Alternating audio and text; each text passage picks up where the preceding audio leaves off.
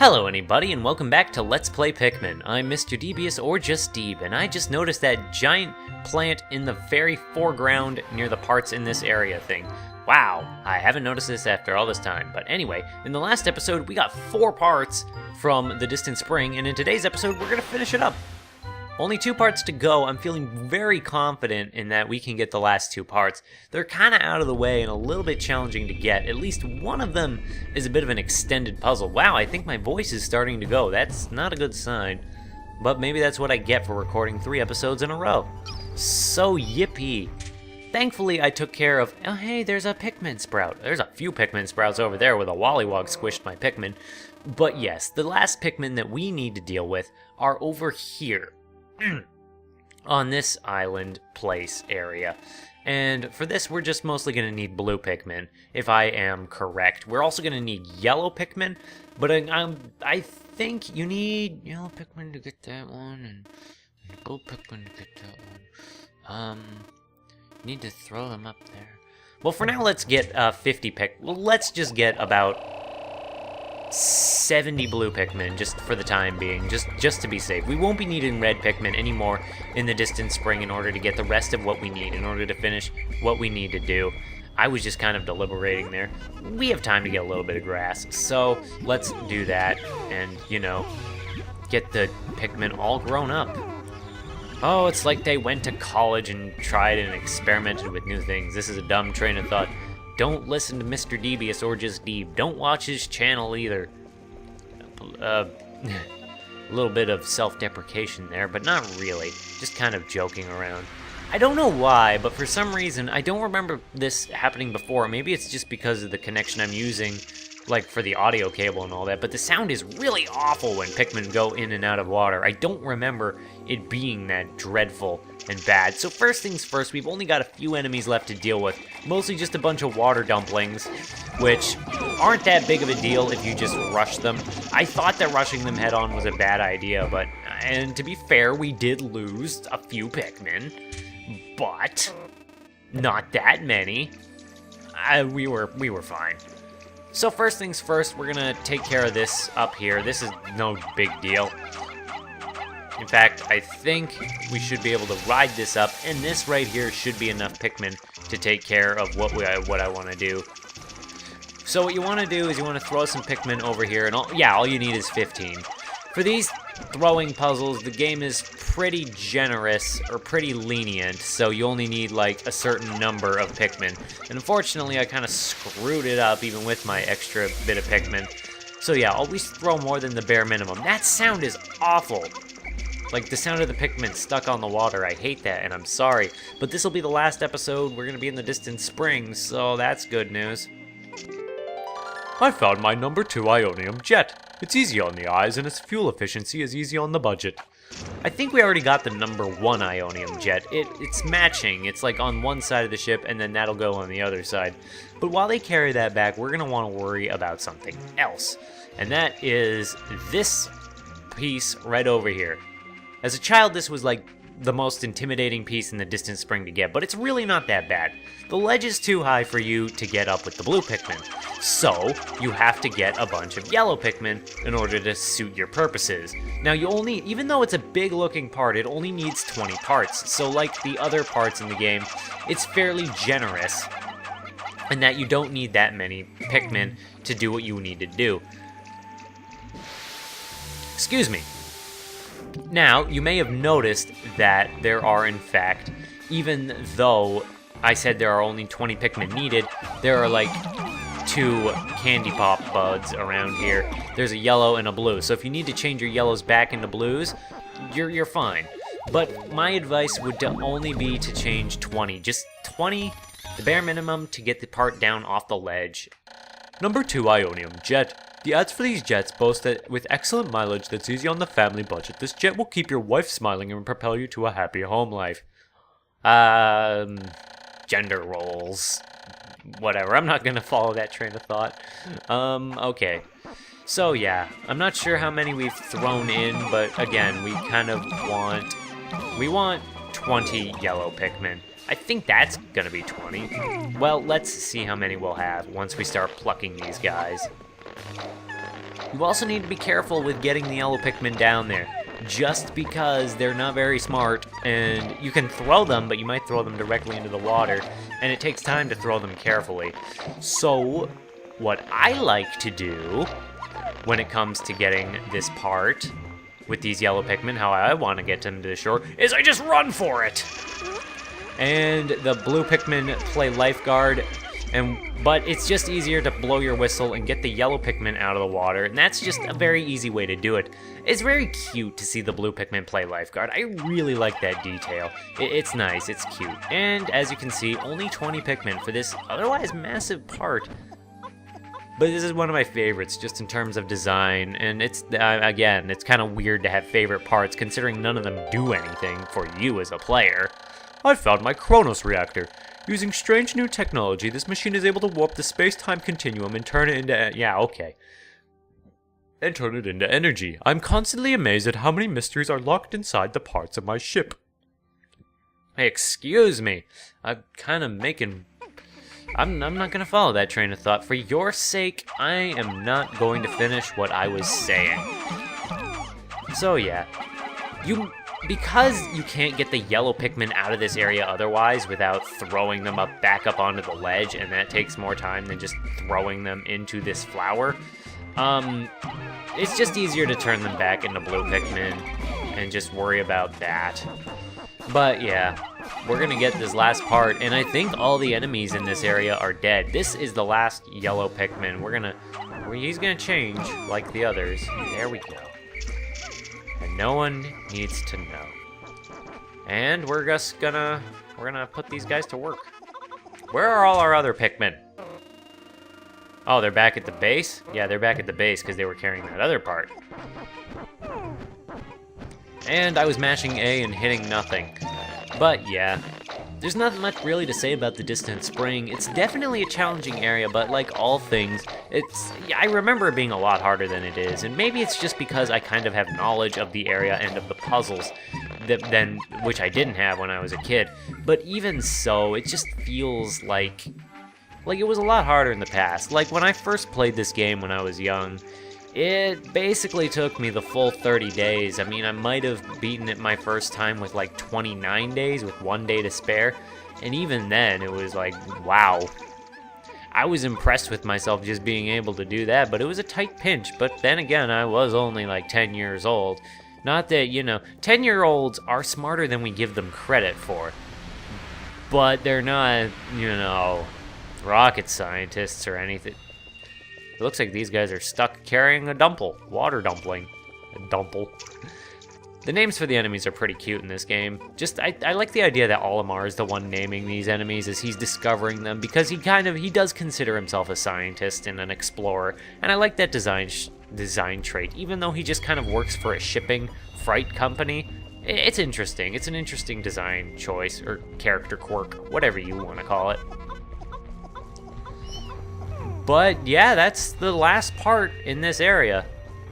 Right there. And if you look at the bottom of the ship, around the engine, that really fills out the bottom of the ship. Kronos reactor. This reactor changes permutations in the space-time continuum into pure energy. Basically, it's like a big rubber band. I think that's a little oversimplification, but as far as I know, that's basically what happens whenever you try to simplify physics into layman's terms. That's just the way I've heard it, though, is that whenever you try to turn physics into, well, layman's terms, everybody always oversimplifies the details. I'm not gonna do that because I'm a cool guy. What does that have to do with anything? I don't know. So, what you can do at this point in the game, well, first things first, I gotta gather up my stray Pikmin, so I'm gonna go do that. And while I do that, because I don't want to let them die, actually, in that case, I don't even need to bring these guys with me. I'm just gonna leave them behind and safe at the base, because this entire area is clean of enemies. They're all dead, as they should be. Anyway, what was I saying? I was still talking about the distant spring. This still is definitely the most challenging area in the game, just in terms of the enemies that it provides with the ball bears and the wollywogs, especially the wollywogs. The snitch bugs and the puffy blowhogs really aren't that bad on their own. It's mostly in context to other enemies. This is the area where you have to take the most caution with the enemies, but you do still have to be aggressive if you want to get things done in a timely manner. And I totally just skipped over these bugs, not bugs, over these planted Pikmin that... Where are they? Oh, I'm in the totally wrong area still. I am not paying attention as much as I should be. Wait, are they? Where are these Pikmin? Because according to this, they should be right around here, but it looks like they glitched through the wall or the ground or something, and I'm basically not able to... Oh. What the heck? I guess they didn't spawn until I got near them for some reason. Well, whatever. Now, since we do have some time left, I could just end the day. This is a nice feature. If you do finish, you can just go to sunset. You don't have to just stand around and bum around for like 5 minutes, Majora's Mask, but, you know, it's just a nice feature. But a good thing to do when you're you still have time in your days, you kind of want to flower your Pikmin as much as you can. And I would speed this up, but again, well, not again, for the first time, I guess. I feel weird speeding up Pikmin when the whole point of the game is the specific time limit. Let's not have Pikmin catch on fire. And it is good to have as many Pikmin as you can in a flowered state. So I'm going to go through my numbers and try to flower as many Pikmin as I can. Do I have all my Pikmin with me now? What? Oh my god, one of them got stuck. Well, that makes me angry. Because that Pikmin is basically throwing off my rhythm. And that makes me angry. So let's get our blues all sucked up, and well, not all sucked up, but all energized and ready to go. The other areas won't be as difficult to picking up the parts. The main thing I'm wondering is if I'll be able to do those parts in the span of one day. And what I'm kind of getting at with that is the fact that there are only in the Forest Navel and in the Forest of Hope, I only have 3 parts left in both of those areas, but they're kind of in hard to reach places is the thing. So I'm wondering if I'm going to be able to get them all within the span of one day, or if I'm going to only be able to get 2 and then have to spend 2 minutes getting them one, just getting the one part. Because that's always a little frustrating in Pikmin, is when you have to end up burning one day on one part that you could only get 5 inches from your ship before the day ended. And that's a little bit, whatever.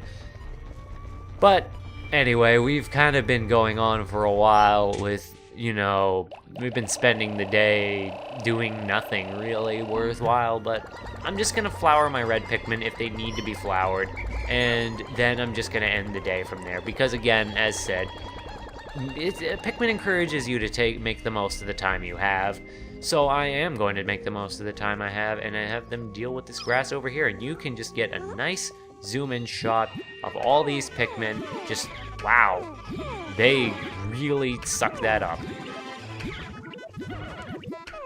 Wow, there was a lot of nectar over here. In fact, I think that's all of my reds.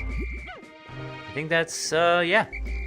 100 reds, all flowered. And since I'm here anyway, I'm just gonna go and flower those yellows, or as many yellows as I can, off that one drop. I'm sorry, I should finish this episode, but I'm just gonna take care of this real quickly. Those Pikmin are very excited. I do wish that Nintendo did more with the Pikmin franchise. There have only been 3 releases in the series, and even though the Pikmin characters have gotten representation in Smash Brothers and stuff, and in side games like Nintendo Land, it's not the same as if there were more even side games in the series, or spin-off games or something. because there are only like the 3 main games, and there was such a huge, there was like 8 years between Pikmin 2 and Pikmin 3. It was ridiculous, because Pikmin is fun, it's good, it's enjoyable, and I want another Pikmin. Okay? And Pikmin 3 was kind of short. It was beautiful and gorgeous, and well, I don't think it was as good as Pikmin 3 was, as Pikmin 2 was, but it was still a good game. But anyway, maybe if they make another Wii U title, that would work. And actually, a little bit of a personal story, Pikmin 1, the Pikmin games are kind of rare now, like if you want the actual discs in case. I mean, they're not super rare, you can get them, but I haven't seen them online for cheaper than like 40 bucks. I mean, even my copy of the game that I got for this was like 30 bucks, and that was without a case, and that was a little, I wish I could get a case. And the new Play Control Pikmin on the Wii is apparently a lot better, and you just can't find that anywhere for cheap. But anyway, I'm kind of getting ahead of myself. I don't know why I put the yellow Pikmin back in when I could just, effectively end the day. But I guess you're gonna get to see what happens when you go to the end of the day with no Pikmin. It's really not that big of a deal. It's just Pikmin. Not Pikmin, Olimar. All by himself. A lonely little spaceman. You have no friends. Because you have a light on your head.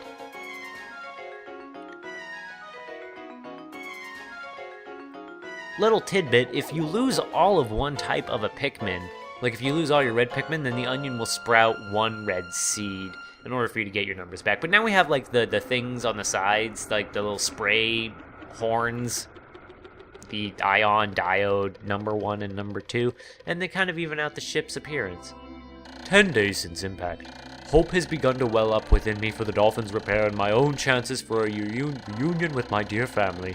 Tomorrow I shall go forth with a new attitude and continue my exploration in a different region. I hope that fortune will smile upon me. And even though he says you're going to go in a different region, you can go back to the distant spring. It's just encouraging you, since you got all the parts in the area, go to a new area. Where did I lose those 2 Pikmin in battle? What did I lose those Pikmin to? Oh yeah, the water dumplings, or water dumplings. And of course the numbers, the little graph lines do account for the Pikmin that were changed in the flower, in the candy pop buds. I don't know, candy pop buds are kind of, like, I get what they're for puzzle purposes, but they're more tedious than anything.